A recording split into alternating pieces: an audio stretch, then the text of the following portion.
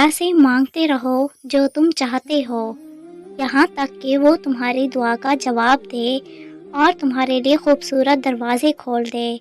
وہ ایک دن کن کہے گا، بس جلدی نہ کرو اور یہ نہ سوچو کہ یہ کیسے ہوگا۔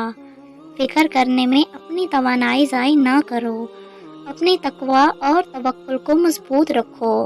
اللہ تعالیٰ پر توکل مضبوط ہو کوئی کام ناممکن نہیں، اور جب اللہ پاک کن کہہ دیتے ہیں تو کائنات کا ہر ذرہ آپ کے لیے وسیلہ بن جاتا ہے، اور وہ فرماتا ہے یہ نا امیدی کے وسوسے تمہیں تباہ کر دیں گے۔ میں نے نہ تمہیں چھوڑا ہے اور نہ میں تم سے بیزار ہوں۔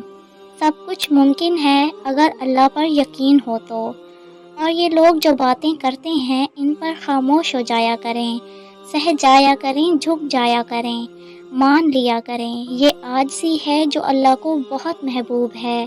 بندہ جب با اختیار ہوتے ہوئے خاموش ہو جاتا ہے تو اللہ کی نظر میں معتبر ہو جاتا ہے۔ آپ بس خود کو بہتر کرنے کی کوشش میں لگائے رکھیں، اور آپ دیکھنا ایک دن اللہ آپ کی ذات کو چاند کی طرح روشنی ضرور بخشے گا، جو وقت کے ساتھ ساتھ بڑھتی جائے گی۔ بس آپ رکنا نہیں، ہمت نہ ہارنا۔ بس یہ یاد رکھنا آپ کی ہمت خود اللہ کی ذات ہے۔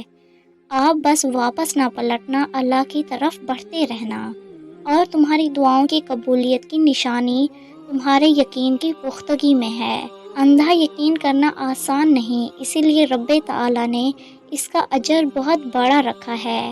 جس طرح بھی مانگنے کی استطاعت رکھتے ہو اللہ سے مانگتے رہو۔